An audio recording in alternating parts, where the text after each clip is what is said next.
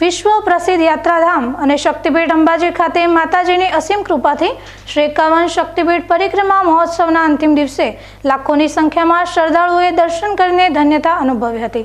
આ પ્રસંગે પ્રવેશ ચોક ખાતે સમગ્ર પરિક્રમા માર્ગમાં સ્વચ્છતા જાળવનાર સફાઈ કર્મીઓનું જિલ્લા કલેક્ટર મીર પટેલ દ્વારા ખેસ પહેરાવીને સન્માન કરવામાં આવ્યું હતું।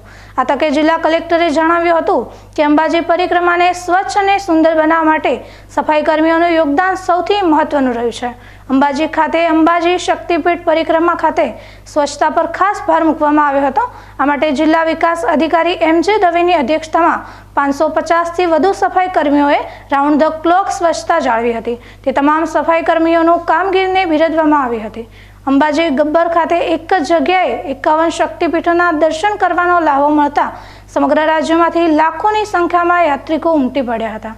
તારીખ 9 મે ફેબ્રુઆરીથી શરૂ થયેલા શ્રી 51 શક્તિપીઠ પરિક્રમા મહોત્સવના છેલ્લા દિવસે 11 મે ફેબ્રુઆરી સુધીમાં લાખો શ્રદ્ધાળુ યાત્રાળુઓએ શ્રી 51 શક્તિપીઠના દર્શન કરી ધન્યતા અનુભવી હતી।